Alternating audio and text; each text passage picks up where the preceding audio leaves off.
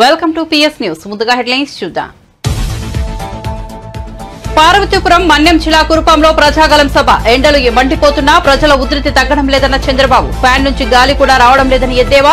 జగన్ ఉత్తుత్తి బటన్లు నొక్కి ప్రజలను మోసం చేస్తున్నారని విమర్శలు.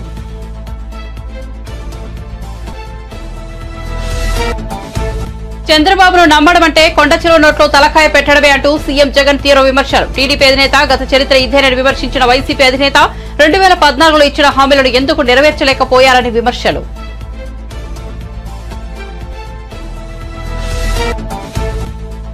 దేవుడు గుడిలో ఉండాలి, భక్తి గుండెల్లో ఉండాలన్న రేవంత్ రెడ్డి. రాముడు, హనుమాన్ జయంతి, బతుకమ్మ ఎన్నికల సమయంలోనే బీజేపీకి గుర్తుకు వస్తాయని విమర్శ. మోదీ 10 ఏళ్ల పాలనలో ఇచ్చింది గాడిద గుడ్డు అన్న రేవంత్ రెడ్డి.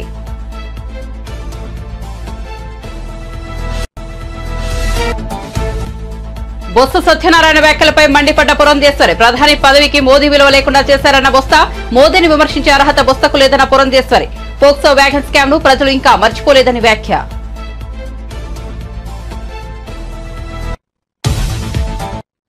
ఇక వార్త వివరాల్లోకి వెళ్తే టీడీపీ అధినేత చంద్రబాబు పార్వతీపురం మన్యం జిల్లా కురుపాం నియోజకవర్గంలో ఏర్పాటు చేసిన ప్రజాగలం బహిరంగ సభకు హాజరయ్యారు. ఈ సందర్భంగా ఆయన ప్రసంగిస్తూ కురుపాం సభకు హాజరైన ప్రజానీకాన్ని చూస్తుంటే గెలుపు ఖాయంగా అనిపిస్తోందని పేర్కొన్నారు. కురుపాం అసెంబ్లీ స్థానం నుంచి టీడీపీ అభ్యర్థిగా తోయక జగదీశ్వరి పోటీ చేస్తున్నారని, ఆమె ఆదివాసీ బిడ్డ అని వెల్లడించారు. మీ ఇంటిలో ఒక బిడ్డ ఎమ్మెల్యేగా పోటీ చేస్తోందని, జగదీశ్వరిని ఆదరించాలని పిలుపునిచ్చారు. ఎంపీగా బీజేపీ అభ్యర్థి గీతా పోటీ చేస్తున్నారని, కమలం పువ్వుపై ఓటేసి ఆమెను గెలిపించాలని అన్నారు. గిరిజన మహిళను రాష్ట్రపతిగా చేసిన పార్టీ బీజేపీ అని కొనియాడారు. ఎండలు మండిపోతున్నా ప్రజల ఉధృతి తగ్గడం లేదని, ఈ దెబ్బకు ఫ్యాన్ ముక్కలైపోవడం ఖాయమని, ఫ్యాన్ నుంచి గాలి కూడా రావడం లేదని, ఎన్నికలయ్యాక చెత్తబుట్టిలో పడేయాలని పేర్కొన్నారు. వచ్చినప్పుడు కురుపాం అదిరిపోయింది, దద్దరిల్లింది, గెలుపు మనదే అని చాటి చెప్పింది. అవునా కాదా తమ్ముళ్ళు అడుగుతున్నా. ముందుగా ఇక్కడ ఎమ్మెల్యేగా పోటీ చేస్తున్నటువంటి తోయక జగదీశ్వరి గారు ఒక మామూలు గిరిజన బిడ్డ, ఆదివాసి బిడ్డ, మీ బిడ్డ తెలుగుదేశం పార్టీ ఇన్ఛార్జిగా పెట్టి ఈరోజు మామూలు వ్యక్తికి ఎమ్మెల్యే సీట్ ఇచ్చావంటే అది తెలుగుదేశం పార్టీ. అందుకే మిమ్మల్ని కోరుతున్నాం, మీ ఇంటిలో ఒక బిడ్డ, మీ బిడ్డ ఎమ్మెల్యేగా పోటీ చేసినప్పుడు ఆదరిస్తారా లేదా తమ్ముళ్ళు అని మిమ్మల్ని అడుగుతున్నా. మైక్ సౌండ్ పెంచు. అదే మరిగా గీత గారు ఎంపీగా పోటీ చేస్తున్నారు. అనుభవం ఉన్న వ్యక్తి, ఇప్పటికే ఒకసారి ఎంపీగా పనిచేశారు. నేను ఒకటే మిమ్మల్ని కోరుతున్నా, ఇప్పుడు కూటమి అభ్యర్థి, బీజేపీ అభ్యర్థి గీత గారు, గీత గారి సింబల్ కూడా కమలం పువ్వు. తమలో అందరిని అడుగుతున్నా, దేశానికి ఒక ప్రెసిడెంట్ గా ఒక గిరిజన మహిళను చేసిన పార్టీ బీజేపీ పార్టీ అని చెప్పి నేను మీకు తెలియజేస్తున్నా. ఇది గిరిజనులకు గౌరవమా కాదా అని మిమ్మల్ని అడుగుతున్నా. అడిగితే గీత గారిని, రాజేశ్వరిని గెలిపించే బాధ్యత మీకుందా లేదా అని అడుగుతున్నా. ఇంకొక పక్క జన సైనికులు చాలా ఉత్సాహంగా ఉన్నారు. తమ్ముళ్ళు మీరు పెరగాలి, ఇంకా స్పీడ్ పెంచాలి. మీరు కూడా కలిసి ఇక్కడ జగదీశ్వరి గారికి సైకిల్ గుర్తుకి, గీత గారికి కమలం పువ్వు గుర్తుకు ఓటేసి గెలిపించాలి. చంద్రబాబును నమ్మడమంటే కొండచిలో నోట్లో తలకాయ పెట్టడమేనని ఏపీ సీఎం వైఎస్ఆర్సీపీ అధినేత వైఎస్ జగన్ వ్యంగ్యాస్త్రాలు సంధించారు. చంద్రబాబు గత చరిత్ర చెప్పిన సత్యం ఇదేనని అందరూ ఈ విషయాన్ని గుర్తుంచుకోవాలని వ్యాఖ్యానించారు. సాధ్యం కాని హామీలతో చంద్రబాబు ఇచ్చిన మేనిఫెస్టోకు ఇదే అర్థమని మోసపోవద్దని ఓటర్లను ఆయన అభ్యర్థించారు. ఏపీ అసెంబ్లీ ఎన్నికలు 2024 ప్రచారంలో భాగంగా రాజంపేట బహిరంగ సభలో ఆయన మాట్లాడారు. ముగింపు మళ్ళీ మోసపోవటమే.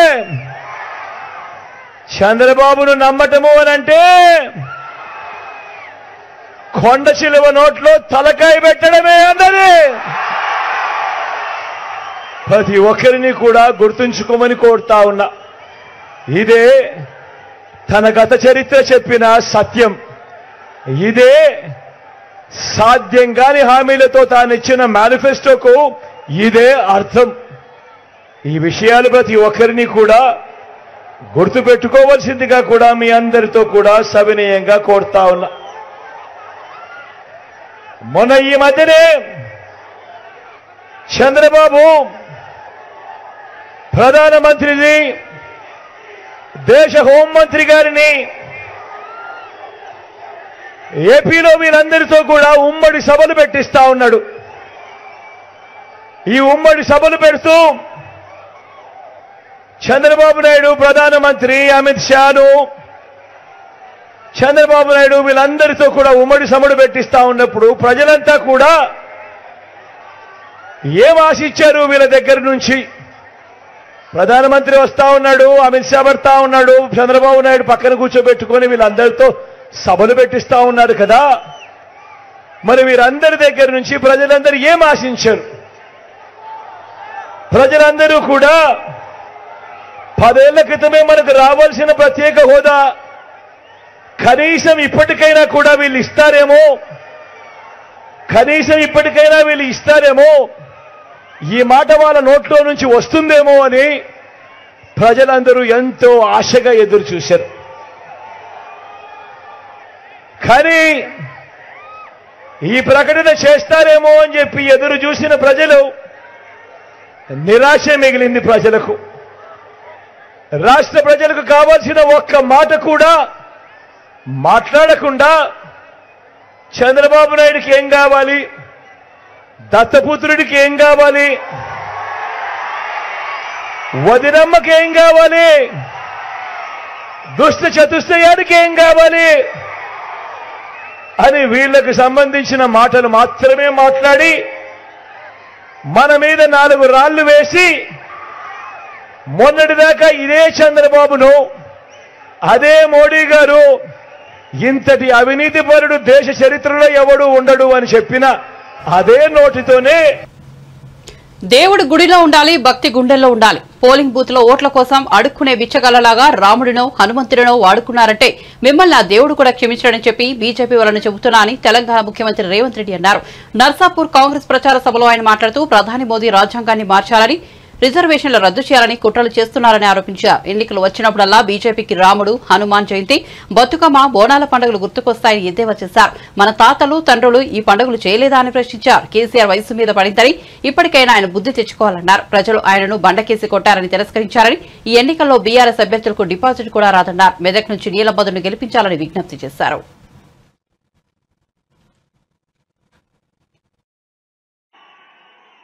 మాదిగల ఏబిసిడి వర్గీకరణ కోసం ముదిరాజులు బీసీడీ గ్రూప్ నుంచి ఏ గ్రూప్ లకు తేవడం కోసం ఈనాడు బీజేపీ నరేంద్ర మోడీ రాజ్యాంగాన్ని మార్చాలని, రిజర్వేషన్లు రద్దు చేయాలని, దళితులు, గిరిజనులకు, బలైన వర్గాలకు వ్యతిరేకంగా కుట్ర చేస్తున్నారు. కాబట్టి మిత్రులారా, రేపు జరగబోయే ఎన్నికల్లో బీఆర్ఎస్ బీజేపీని బొంద పెట్టాలి, నీల మధును గెలిపించాలి. ఇవాళ బీజేపీ వాళ్ళు అంటున్నారు ఎన్నికలు వచ్చినప్పుడల్లా వాళ్ళకి రాముడు గుర్తొస్తాడు, హనుమాన్ జయంతి గుర్తొస్తుంది, లేకపోతే బతుకమ్మ, బోనాల పండుగలు గుర్తొస్తాయి ఇంకొకరికి. నేను అడుగుతున్న మా మిత్రుల్ని, మన తండ్రులు, తాతలు, మన ముత్తాతలు శ్రీరామనవమి చేయలేదా? హనుమాన్ జయంతిలు చేయలేదా? ఇవాళ బీజేపీ వచ్చి మనకు కొత్తగా మనకు సాంప్రదాయాలు నేర్పుతున్నాడు. అందుకే బీజేపీ నాయకులకు నరేంద్ర మోడీ అమిత్ షాకు నేను చెప్పిన సూటిగా, దేవుడు గుడిలో ఉండాలి, భక్తి గుండెల్లో ఉండాలి. దేవుడు గుడిలో ఉండాలి, భక్తి గుండెల్లో ఉండాలి.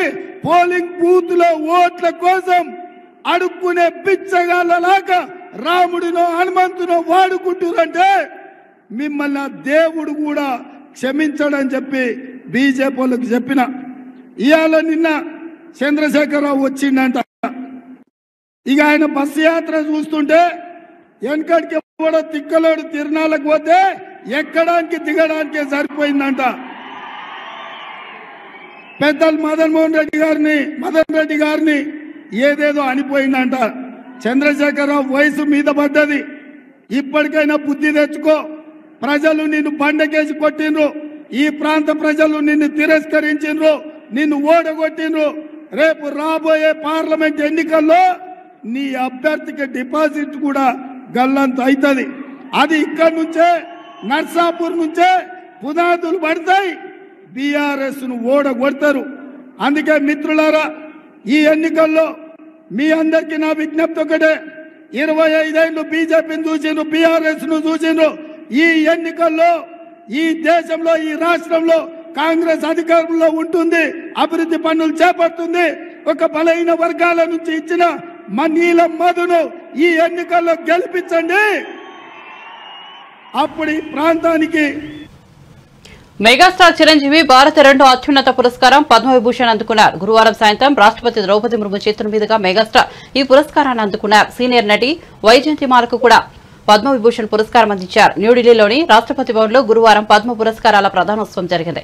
ఈ సంవత్సరం జనవరి 25న 132 మందికి అవార్డులు ప్రకటించారు. సినీ రంగంలో చిరంజీవి చేసిన సేవలకు గాను ఈ అవార్డు వరించింది. ఇక ఈ వేడుకల్లో చిరంజీవి భార్య సురేఖతో పాటు తనయుడు రామ్ చరణ్, కోడలు ఉపాసన కూడా పాల్గొన్నారు.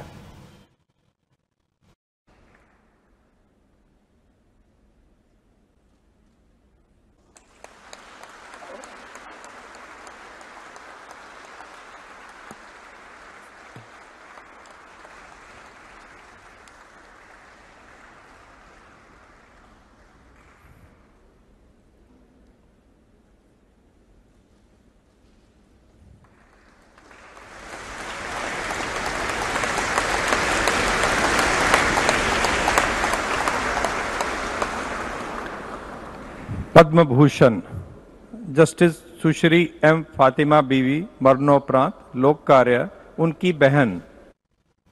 ఏపీలో ఈ 5 ఏళ్లలో అభివృద్ధి శూన్యమని, రాష్ట్రాన్ని అప్పుల పాలు చేశారని విపక్షాలు చేస్తున్న విమర్శలపై రాష్ట్ర ప్రభుత్వ సలహాదారు సజ్జల రామకృష్ణారెడ్డి మీడియా సమావేశం ద్వారా వివరణ ఇచ్చారు.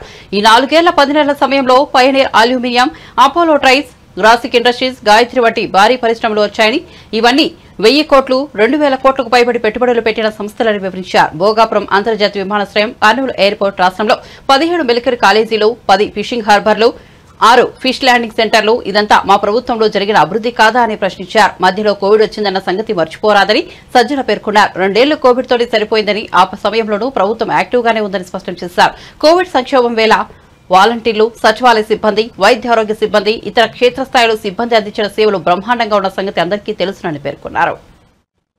కాక ఇంకా రియల్ డెవలప్మెంట్, వీళ్ళు అనుకుంటున్న డెవలప్మెంట్ కూడా జరుగుతుందా లేదా ఇన్ఫ్రాస్ట్రక్చర్ పరంగా కానీ, వీటిని అడ్రస్ చేసినప్పుడు చూసినప్పుడు ఖచ్చితంగా వాళ్ళు పాయింట్అవుట్ చేయడమే అట్నుంచి చాలా మంది అమాయకంగా కానీ, ఆలోచనా పరులు కూడా, లేదా ఈ ప్రచారం నమ్మడం ద్వారా కానీ దుష్ప్రచారం ఏదైతే జరుగుతుంది, రాష్ట్రంలో అభివృద్ధి అనేది లేనే లేదు, ఎలాంటి అభివృద్ధి లేకుండా కేవలం సంక్షేమం మీదే జగన్మోహన్ రెడ్డి గారు దృష్టి పెట్టినందువల్ల రాష్ట్రం నడక కుంటుబడింది అని కూడా భావించే వాళ్ళు కూడా ఉన్నారు. అలాంటి వాళ్ళందరికీ చెప్తూనే ఉన్నా, ఎన్నిసార్లు చెప్పినా, ఎక్స్ప్లెయిన్ చేసినా, చూపించినా, ఈవెన్ బయట నుంచి వచ్చిన మీడియా వాళ్ళు కానీ వాళ్ళు కూడా అదే దృష్టితో అడుగుతుంటారు. మా పార్టీ వాళ్ళు కానీ మేము కానీ చెప్తూనే ఉన్నాం, ఇప్పుడు జరుగుతున్నది డెవలప్మెంట్ కాకుండా ఎట్లా పోతుందని. దాని మీద అయినా సరే ఆ వర్షన్ సరిగా ఇది లేకపోవడము, లేక అప్పటికే ఒక ఒపీనియన్ వచ్చినందువలన దాని గురించి పూర్తిగా అవగాహన లేమి కనపడుతుంది ఇప్పుడు రాష్ట్రంలో కొన్ని సెక్షన్స్లో. డెవలప్మెంట్ అంటే ఏదో 2 బిల్డింగ్లో ఒక 2 బిల్డింగ్లో కాదు, ఎంటైర్ రాష్ట్రం ఒక బూస్టర్ డోస్ ఇచ్చినట్టుగా ఏ రకంగా అభివృద్ధి పదాన పోతోంది అన్నప్పుడు అభివృద్ధికి నిర్వచనం ఏది, ఇవి అకాడమిక్ డిస్కషన్లు కూడా జరుగుతుంటాయి. కానీ నేను వాటి జోలికి పోదలుచుకోలేదు. మన జీవితాల్లో మార్పు వచ్చిందా లేదా, ఆ మార్పు మన కాళ్ల మీద మనం నిలబడేట్టు చేస్తుందా లేదా, ఇది కాక ఇంకా రియల్ డెవలప్మెంట్ వీళ్ళు అనుకుంటున్న డెవలప్మెంట్ కూడా జరుగుతుందా లేదా ఇన్ఫ్రాస్ట్రక్చర్ పరంగా కానీ, వీటిని అడ్రస్ చూసినప్పుడు ఖచ్చితంగా రిమార్కబుల్ పాజిటివ్ చేంజ్ అనేది అందరికీ కనపడుతున్నది. దాంట్లో ఎక్స్పీరియన్స్ కూడా అవుతున్నాం. అయితే అది డెవలప్మెంట్ అనడానికి మనం ఇలాంటి వాళ్లకు సంశయాత్మకులు వీళ్లకు అంత ఇష్టపడట్లేదేమో అని అనిపిస్తుంది. అందుకోసమే దాని గురించి ఇంకోసారి చెప్దామని అనుకున్నాం. మనం 19లో అధికారంలోకి రాగానే జగన్మోహన్ రెడ్డి గారు తీసుకొచ్చిన ఓ పెద్ద విప్లవాత్మకమైన చేంజ్ ఏదైతే ఉందో, మనకు విలేజ్ సెక్రటేరియట్స్, వార్డ్ సెక్రటేరియట్స్ తీసుకురావడం కానీ డెలివరీ మెకానిజం కింది వరకు తీసుకెళ్లాం. అంటే గవర్నమెంట్ను డోర్ స్టెప్స్ దగ్గరికి తీసుకెళ్లాం. అది తీసుకొచ్చిన మార్పు, దానివల్ల కేవలం 1,25,000 1,30,000 ఉద్యోగాలు వీటికి రావడం మాత్రమే కాదు, ఈ 15,000 విలేజ్ వార్డు సెక్రటేరియట్స్ ద్వారా. తద్వారా ఏమైందంటే ఎంటైర్ గవర్నమెంట్ సర్వీసెస్ అన్ని కిందికి వెళ్లడమే కాకుండా గవర్నమెంట్ ప్రభుత్వం చేస్తున్న ప్రతి రూపాయి కూడా అకౌంటబిలిటీ రావడము, ఏం జరుగుతుందో తెలియడం, అది దాని ద్వారా డెవలప్మెంట్ వరకు ఎంత జరుగుతుందో కూడా తెలియడం, ఇవి కూడా జరుగుతున్నాయి. దానివల్లనే ఒక్క స్ట్రోక్తో ఇవి పెట్టిన తర్వాత వైఎస్ఆర్సీపీ పాలనతో ఏపీ ఇప్పటికే నాశనమైందని, మరోసారి అధికారం ఇస్తే ఇంకేం మిగలదని జనసేన రాష్ట్ర ప్రధాన కార్యదర్శి నాగబాబు ఆరోపించారు. జగన్ పాలనలో కియా, అమరరాజా వంటి ప్రతిష్టాత్మక కంపెనీలు రాష్ట్రం నుంచి వెళ్లిపోయాయన్నారు. ప్రజలను భయభ్రాంతులకు గురిచేస్తున్న వైఎస్ఆర్సీపీకు ఈ ఎన్నికల్లో ప్రజలు గుణపాఠం చెప్పాలని నాగబాబు పిలుపునిచ్చారు. నీతి నిజాయితీ ఉన్న పవన్ కళ్యాణ్, పరిపాలనా దక్షత ఉన్న చంద్రబాబు, దేశాన్ని ముందుకు నడిపిస్తున్న మోదీకి మద్దతు ఇవ్వాలని నాగబాబు కోరారు. ఇప్పటికే 75% నాశనం అయిపోయింది. ఇంకొక అవకాశం వీళ్ళు కనుక ఇచ్చామంటే అంటే ఇంక మనం ఎవ్వరం కూడా రిపేర్ కూడా చేయలేనటువంటి పరిస్థితులకు వెళ్ళిపోతాం. ఆడపిల్లలకి రక్షణ లేదు, రైతులకి ఎటువంటి సపోర్ట్ లేదు, కొత్త వ్యాపారస్తులు కానీ కొత్త ఇండస్ట్రియలిస్ట్ అవకాశం లేదు. ఇది వీళ్ళ యొక్క ప్రభుత్వం యొక్క విధానం. కొత్తగా ఇండస్ట్రియలిస్ట్ ఏమైనా రావాలంటే మాకు ఎంత ఇస్తామని కాదు, మాకు ఎంత షేర్ ఇస్తున్నావు, 40%, 48% అని. ఏ ఇండస్ట్రియలిస్ట్ ముందుకు వస్తాడు? అమర్రాజా బ్యాటరీ ఓనర్ ఆయన ఎంపీ, ఆయన 2వ యూనిట్ పెడదామంటే అతన్ని ఆంధ్రప్రదేశ్ లేకుండా తరివేస్తే హైదరాబాద్ తరలిపోయి అక్కడ వ్యాపారం పెట్టాడు. అక్కడ కొన్ని 100 మందికి జాబ్స్ ఇచ్చాడు. అలాగే కియా కంపెనీ అనదర్ యూనిట్ని ప్రారంభించే ముందు వాళ్ళను కూడా ఇలాగే డబ్బు కోసం పీడిస్తే ఈ వైసీపీ ప్రభుత్వం వాళ్ళు మీతో మాకెందుకు రా నాయన అని చెప్పి ఆ కియా కంపెనీ కొత్త యూనిట్ని బెంగళూరులో పెట్టుకున్నారు. ఇది వీళ్ళు చేసేది. ఇలా చెప్పుకుంటూ పోతే మహాభారతం, రామాయణం ఇవేవి కూడా సరిపో, అంత కరప్షన్ వీళ్ళ దగ్గర ఉంది. ప్రజలను చూసి ప్రభుత్వం భయపడాలి కానీ ప్రభుత్వాన్ని చూసి ప్రజలు భయపడకూడదు అనే ఒక మాట ఉంటుంది. కానీ మన దురదృష్టం ఏంటంటే ప్రభుత్వాన్ని చూసి కామన్ మెన్ భయపడుతున్నారు. కామన్ మెన్ జోలికి వెళ్ళినటువంటి ఏ ప్రభుత్వాన్ని కూడా ప్రజలు క్షమించరు. మేబీ ఇప్పుడు వాళ్ళు మాట్లాడలేకపోవచ్చు, కానీ సామాన్య ప్రజలు ప్రభుత్వాన్ని డైరెక్ట్గా విమర్శించలేకపోయినా ఎలక్షన్స్లో ఈవీఎం మిషన్ల మీద ఈ ప్రభుత్వం యొక్క వ్యతిరేకతని, ప్రభుత్వం మీద వాళ్ళకున్న అసహ్యాన్ని అక్కడ చూపిస్తారు. ఆ పరిస్థితి వైసీపీకి త్వరలోనే దాపురించబోతుంది. My dear voters, beware of YCP government. చాలా చోట్ల చెప్తాం బీవేర్ ఆఫ్ ర్యాబిట్ డాగ్స్ అని. పిచ్చి కుక్కలకు దూరంగా ఉండండి అని చెప్తారు, లేకపోతే ఇక్కడ కుక్కలున్నాయి జాగ్రత్త అని చెప్తారు. నౌ ఐఎమ్ టెలింగ్, వైసీపీ ప్రభుత్వం ఎలక్షన్స్లో పాల్గొంటుంది. బీవేర్ ఆఫ్ వైసీపీకి వ్యతిరేకంగా ఓటేయండి. మీకోసం ముందుకొచ్చే పవన్ కళ్యాణ్ లాంటి లీడర్ని, నిజాయితీ, నిబద్ధత, త్యాగనిరతి కలిగినటువంటి పవన్ కళ్యాణ్ లీడర్ని, పరిపాలనా దక్షత కలిగినటువంటి చంద్రబాబు నాయుడు గారు లాంటి వ్యక్తిని, అలాగే భారతదేశాన్ని సుభిక్షంగా నడుపుతున్నటువంటి నరేంద్ర మోడీ గారి నాయకత్వంలో వస్తున్న బీజేపీని, ఈ ముగ్గురు నాయకుల యొక్క కలయికతో వస్తున్న కూటమికి మీరు ఓటు వేసి ప్రధాని నరేంద్ర మోదీపై మంత్రి బొత్స సత్యనారాయణ చేసిన వ్యాఖ్యలపై బీజేపీ ఏపీ అధ్యక్షులు దగ్గుపాటి పురంధేశ్వరి ఘాటుగా స్పందించారు. అవినీతి చేసే వైఎస్ఆర్సీపీ నేతలకు లోకమంతా అవినీతిమయంగానే కనిపిస్తోందని విమర్శించారు. పసలేని ఆరోపణలు చేయడం సమంజసం కాదన్నారు. బొత్స సత్యనారాయణ గారు ఈ మధ్యన నరేంద్ర మోడీ గారు చేసినటువంటి వ్యాఖ్యల్ని నేను తీవ్రంగా ఖండిస్తున్నాను. పచ్చకావల్లో వచ్చిన వారికి లోకమంతా పచ్చగా కనపడుతుంది అన్నట్లుగా అవినీతి చేసే వారికి ఏది ఎవరు ఎలా చేసినా కూడా దానిలో అవినీతి వెతకడం మీదే వారి సమయాన్నంతా కూడా కేటాయించడం జరుగుతుంది. బొత్స సత్యనారాయణ గారు వారి మంత్రిగా ఉన్నప్పుడు వోక్స్ వ్యాగన్కి సంబంధించినటువంటి అవినీతి చేసినటువంటి అవినీతిని ఎవరూ మర్చిపోలేదు అనేటువంటి విషయాన్ని వారికి గుర్తు చేస్తున్నాను. 2019వ సంవత్సరం నుండి నేటి వరకు కూడా కేంద్రం పెద్ద ఎత్తున నిధులు రాష్ట్రానికి అందించిన ఆ నిధుల్ని సద్వినియోగం చేసుకోకుండా ప్రజల్ని మోసం చేస్తూ మభ్యపెడుతూ మరి అధికారంలో ఉన్నటువంటి నేతలు ఏ మేరకు అవినీతి చేశారో ప్రజలందరూ కూడా గమనిస్తున్నారు, అర్థం చేసుకుంటున్నారు. అదేవిధంగా రైల్వే జోన్కి సంబంధించి కూడా రైల్వే జోన్కి మేము అంకితమై లేము అనేటువంటి విషయం ఇవాళ నేను తీవ్రంగా ఖండిస్తున్నాను. ఎందుకంటే 2024 వరకు కూడా రైల్వే జోన్ కట్టడానికి అనువైనటువంటి స్థలాన్ని ఇవ్వకుండా ఇవాళ రాష్ట్ర ప్రభుత్వం ఏ విధంగా తన బాధ్యత నుండి వైదొలిగిందో ఒక్కసారి ప్రజలందరూ కూడా గమనించాలి. ఇచ్చినటువంటి భూమి ఏదైతే ఉందో అది కట్టడానికి అనువుగా లేదు అని చెప్పినా కూడా ఇప్పటి వరకు కూడా కేటాయించకపోవడం భూమిని మరి కేంద్రం అయితే 104 నుండి 105 కోట్ల రూపాయల వరకు రైల్వే జోన్ నిర్మాణానికి కేటాయించింది. దాన్ని ఎందుకు అందిపుచ్చుకోలేదు అని చెప్పి మేము వేస్తున్నటువంటి ప్రశ్న. ఇవాళ జల్ జీవన్ మిషన్ కావచ్చు, ప్రధాన్ మంత్రి ఆవాస్ యోజన కావచ్చు, లేదా రోడ్ల నిర్మాణానికి కావచ్చు, పెద్ద ఎత్తున వనరులు రాష్ట్రానికి ఇచ్చిన ఇవాళ జల్ జీవన్ మిషన్ శుద్ధమైనటువంటి త్రాగునీరు ప్రజలకు అందివ్వాలి అనేటువంటి ఆలోచనతో ఇచ్చిన నేటి వరకు కూడా పేదలకి ఆ ఇళ్లు కానీ కుళాయిలు కానీ అందించకుండా వంచినటువంటి విషయాన్ని ఒక్కసారి రాష్ట్ర ప్రజలందరూ కూడా గమనించాలి. 10 సంవత్సరాల కాలం నరేంద్ర మోడీ గారు ప్రధానిగా ఉన్నారు, భారతీయ జనతా పార్టీ అధికారంలో ఉంది కేంద్రంలో. నేటి వరకు కూడా ఎవరు వేలెత్తి చూపి ఈ అవినీతి మోడీ గారు కానీ లేదా వారి సహచర మంత్రులు కానీ చేశారు అది చెప్పలేనటువంటి పరిస్థితిలో పసలేనటువంటి ఆరోపణలు చేయడం ఎంతవరకు సమంజసం అని చెప్పి బొత్స సత్యనారాయణ గారికి నేను వేస్తున్నటువంటి ప్రశ్న. ఇవాళ నరేంద్ర మోడీ గారు వచ్చి ఈ రాష్ట్రంలో 100% కరప్షన్ 0% డెవలప్మెంట్ అన్నది ఏదైతే వారు అంశాన్ని లేవనెత్తారో ముందు దానికి జవాబు ఇవ్వమని చెప్పి నేను బొత్స సత్యనారాయణ గారికి నేను వేస్తున్నటువంటి సవాల్. తిరుపతిలో దొంగ ఓటర్లు రెచ్చిపోయే ప్రమాదం ఉందని ప్రతి ఒక్కరూ ఓటు హక్కు వినియోగించుకోవాలని ప్రముఖ సినీ నిర్మాత జనసేన పార్టీ తిరుపతి పరిశీలకులు ఎంఎం రత్నం కోరారు. తిరుపతిలో నిర్వహించిన మీడియా సమావేశంలో ఆయన మాట్లాడుతూ నకిలీ ఐడీలతో కొందరు దొంగ ఓట్లు వేయడానికి ప్రయత్నిస్తున్నారని ఆరోపించారు. పిఠాపురంలో పవన్ కళ్యాణ్ గెలవడం ఖాయమని ధీమా వ్యక్తం చేశారు. చెప్పబోయేది ఏంటంటే కొన్ని ఫేక్ ఐడీలు క్రియేట్ చేసి కొన్ని ఓట్లు తయారు చేసి జరగబోతుందని వినికిడి.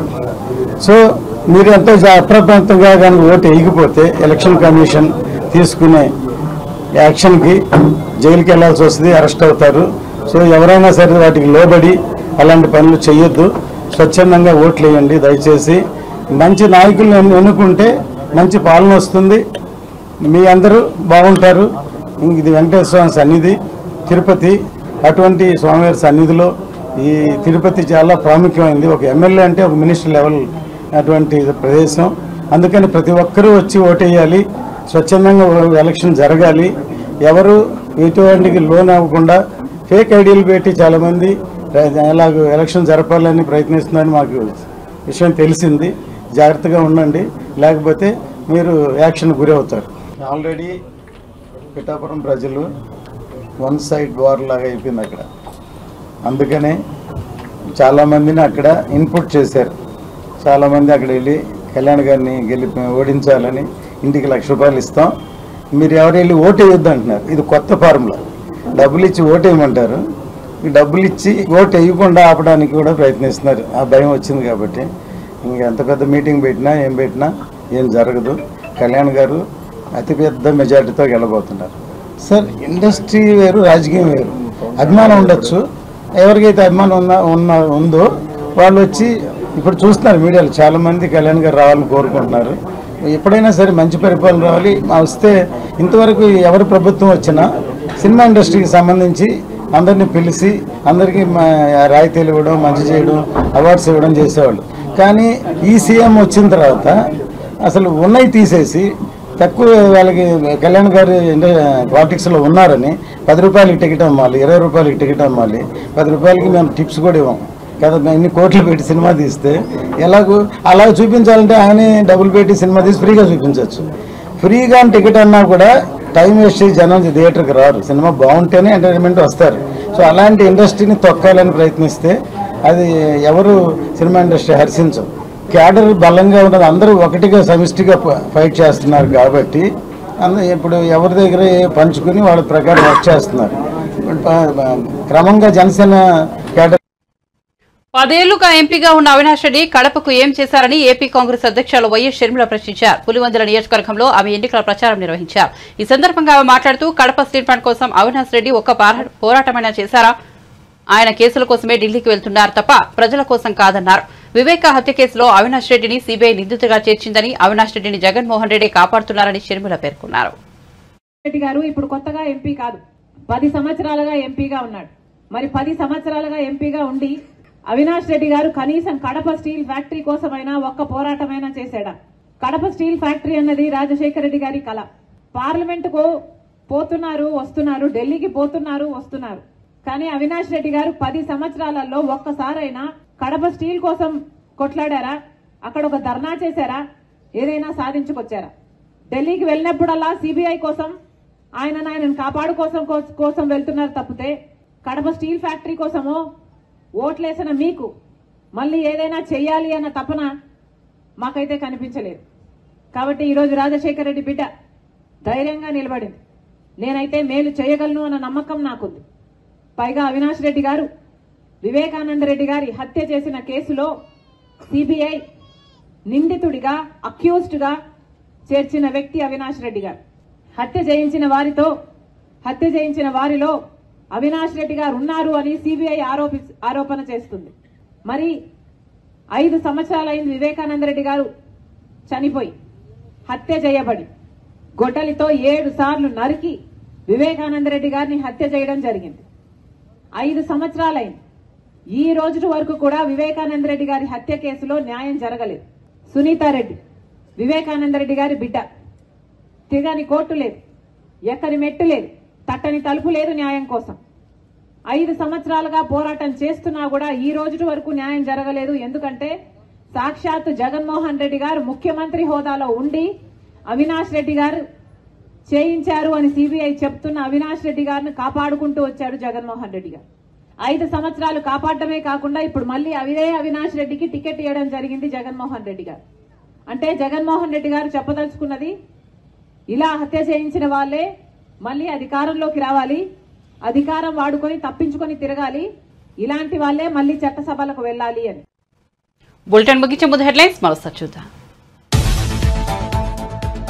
పార్తీపురం మన్యం జిల్లా కురుపాంలో ప్రజాకలం సభ. ఎండలు మండిపోతున్నా ప్రజల ఉధృతి తగ్గడం లేదన్న చంద్రబాబు. ఫ్యాన్ నుంచి గాలి కూడా రావడం లేదని ఎద్దేవా. జగన్ ఉత్తుత్తి బట్టల్లోకి ప్రజలను మోసం చేస్తున్నారని విమర్శలు.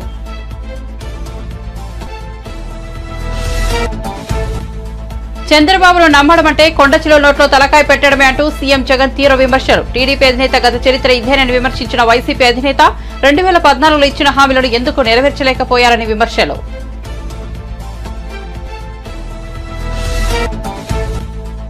దేవుడు గుడిలో ఉండాలి, భక్తి గుండెల్లో ఉండాలన్న రేవంత్ రెడ్డి. రాముడు హనుమాన్ జయంతి, బతుకమ్మ ఎన్నికల సమయంలోనే బీజేపీకి గుర్తుకు వస్తాయని విమర్శ. మోదీ 10 ఏళ్ల పాలనలో ఇచ్చింది గాడిద గుడ్డు అన్న రేవంత్ రెడ్డి.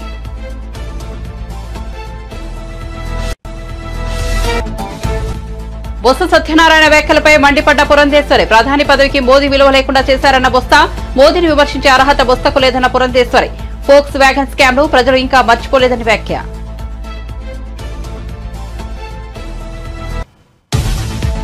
మరిన్ని అప్డేట్స్ కోసం చూస్తూనే ఉండండి PS న్యూస్.